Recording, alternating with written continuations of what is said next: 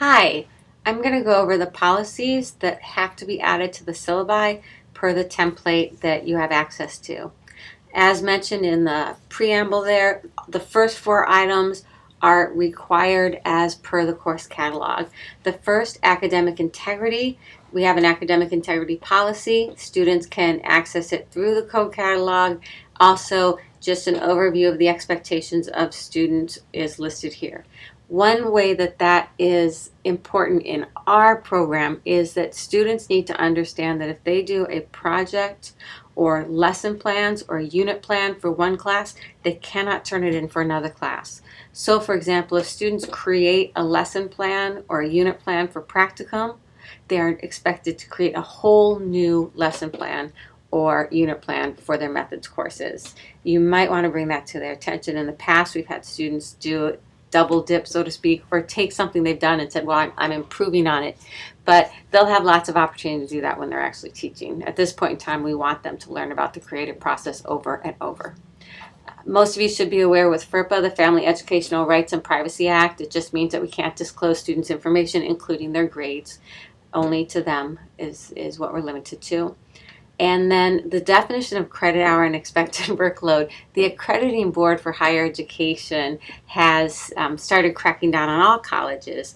And according to the numbers run by the administration at Coe, our students are expected to spend at least 7 hours a week outside of class for every 3 hours they spend inside of class. So if your students are doing what's expected of them, the workload should take them about 7 hours. It's important our students also understand that a 1 credit course at Coe is the equivalent of a 4 semester hour course at a traditional college. So consequently, students are really supposed to be doing the work of a 4 semester hour course. When I was in college, that was a 3-to-1 ratio, so 3 hours for every 1 hour in the class. So students should be doing at least 12. But in Coe's case, they've limited it to at least 7 hours a week outside of class. And last but not least, students with disabilities are directed to Kim Pearson. She's in a new position with Student Disability and Academic Services Coordinator. She worked at the college in a different capacity, so students might know her. But if you have students who had 504 or IEPs in high school and bring that to your attention, you can just direct them to her. That's her responsibility. You do not have to know anything about that. So the last thing here about reporting of sexual assault or misconduct actually comes out of a change in federal law. It's a direct reaction to the rise of sexual assault, or perhaps the rise of knowledge of sexual assault on college campuses. Now, as of, I believe, July 1st, it might have been January, all employees at colleges and universities are mandatory non-confidential reporters. For those of you who are currently teaching in a classroom, this is a weird thing because you are also mandatory reporters by nature of your position as a teacher.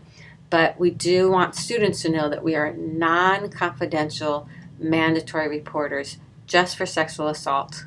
So if a student comes to you and says, oh, I was sexually assaulted, or anything like that, you are required to let them know, I appreciate you sharing that with me. I must report it, and I can direct you towards somebody who's non-confidential who's confidential to get some more information.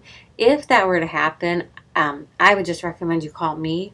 I can make sure you all have my cell phone number, and it's just there's a process that we go through simply because I can then get the student to the confidential person who can then help them kind of meander through what they want to do, whereas it kind of removes us from the situation.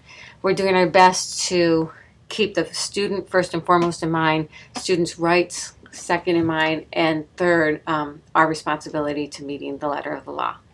So I hope that clarifies those. Thank you.